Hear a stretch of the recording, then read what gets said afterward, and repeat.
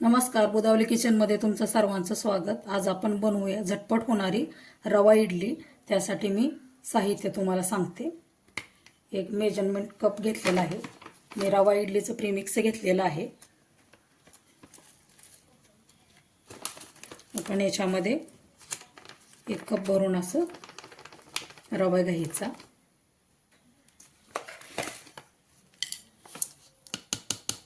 त्यामध्येच दही टाकायचं आपण।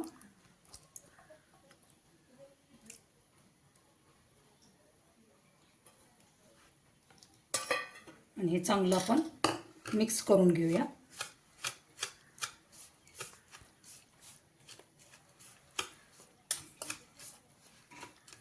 त्याच्यामध्ये याच कपानं आपण पाणी थोडं थोडं त्याच्यामध्ये ॲड करत जायचं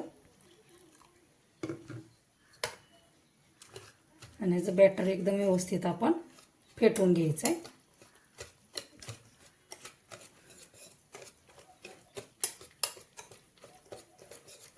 ही झटपट होणारी रेसिपी आहे।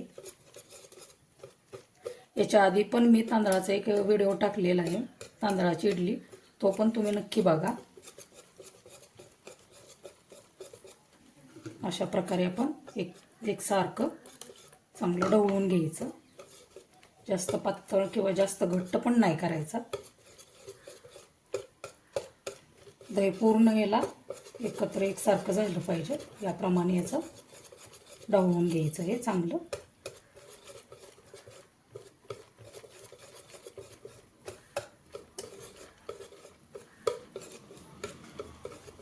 बॅटर चांगलं फेटून झालेलं आहे, तर याला आपण 10 ते 15 मिनिटांसाठी झाकून ठेवूया आणि नंतर प्रोसेस पुढची करूया।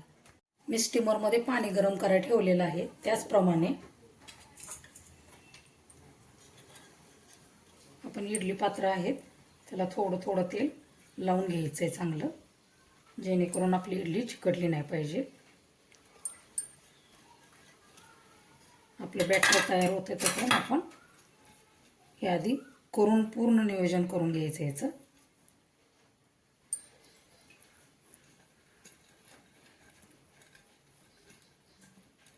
10 ते 15 मिनिटं झालेली आहे। आपण बॅटर बघूया। आपलं बॅटर एकदम व्यवस्थित झालेलं आहे। तर त्याच्यामध्ये थोडंसं चवीनुसार मीठ ॲड करते आणि हे चांगलं ढवळून घेऊया।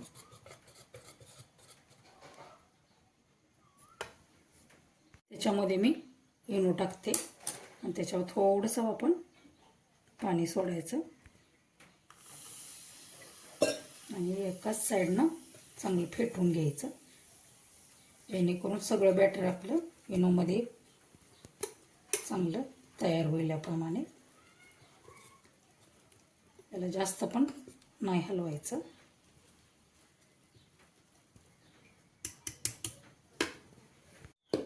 तर थोडं थोडं आपण याच्यामध्ये बॅटर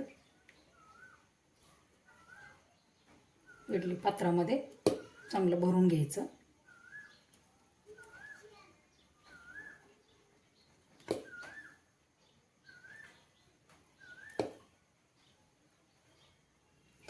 आणि स्टीमरमध्ये ठेवूया आपण।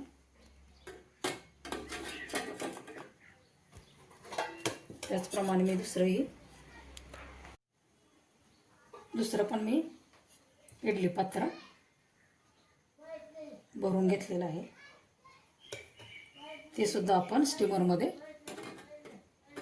ठेवूया आणि ह्याला 10 ते 15 मिनिटांसाठी आपण चांगलं स्टीम करून घेऊया। आपण बघूया आपली इडली चांगली स्टीम झाली आहे का। मी काटा चमच्याच्या साहाय्याने तुम्हाला दाखवते। ओके, चांगली शिजलेली आहे। तर हे थंड झाल्यानं आपण काढून घेऊया। तुम्ही बघू शकता आपली इडली थंड झालेली आहे, तर मी काढून घेते।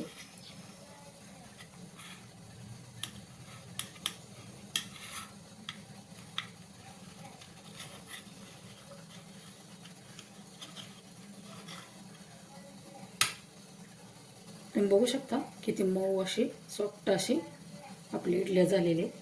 तर ह्याच्यामध्ये मी काढून ठेवते।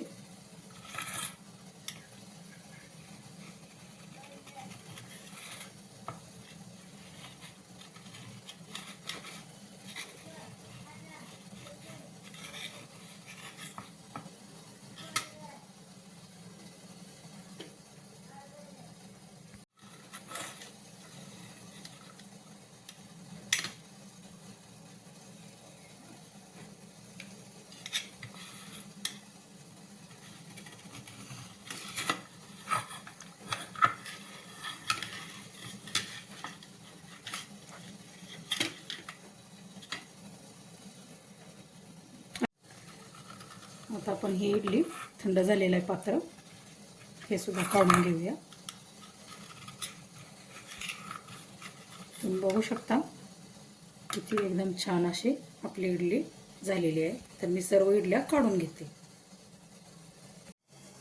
अजून थोडं आपलं बॅटर राहिलं होतं इडलीचं, तर आपण ते शिजाय ठेवलेलं आहे. तर आपण बघूया काट्या चमच्या साह्याने त्याला पीठ लागते का. त्याला पीठ लागत नाही, आपलं शिजलेलं आहे. त्याचप्रमाणे आतमध्ये एक साचा भरलेला आहे, तर ते आतमध्ये सुद्धा आहे. तर थंड झाल्यावर मी हे काढून घेते इडलीची. आपण इडलीसोबत खायला खोबऱ्याची चटणी बनवूया. त्यासाठी सुकं खोबरं, 2 हिरवी मिरची आणि कोथिंबीर घेतलेली आहे. तर ते मिक्सरच्या भांड्यामध्ये टाकूया. त्याच्यासाठी आपण चवीनुसार मीठ ॲड करूया आणि थोडंसं पाणी त्याच्यामध्ये ॲड करून आपण हे मिक्सरला वाटण करून घेऊया. खोबऱ्याची चटणी आपली तयार झालेली आहे. तर सर्वप्रथम मी एका बाउलमध्ये काढून घेते आणि नंतर याला फोडणी देऊया. चटणी आपण एका बाउलमध्ये काढून घेतलेली आहे. तेल गरम झालेलं आहे, तर त्याच्यामध्ये आपण मोहरी टाकूया. मोहरी चांगली तडतडली की त्याच्यामध्ये आपण जिरे सुद्धा ॲड करू.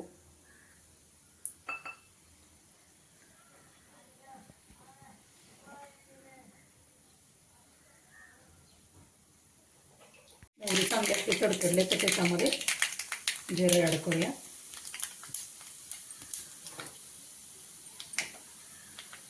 मोहरी आपली जिरे चांगलं तडतडलं की जे आपण खोबऱ्याचं वाटण केलेलं आहे, खोबऱ्याची चटणी, त्याच्यामध्ये ते तडका आपण देऊया. एका बाउलमध्ये काढले, त्याच्यावर आपण हे काढून देऊया. हे चांगलं आपण मिक्स करून घेऊया. त्याच्यामध्ये तुम्ही चवीनुसार थोडंसं मीठसुद्धा ॲड करू शकता. बघू शकता अशी खोबऱ्याची आपली चटणी छान अशी झालेली आहे. 1 वाटी रव्यामध्ये 13 इडली झालेली आहेत. व्हिडिओ कसा वाटला नक्की सांगा. आवडल्यास शेअर करा, लाईक करा.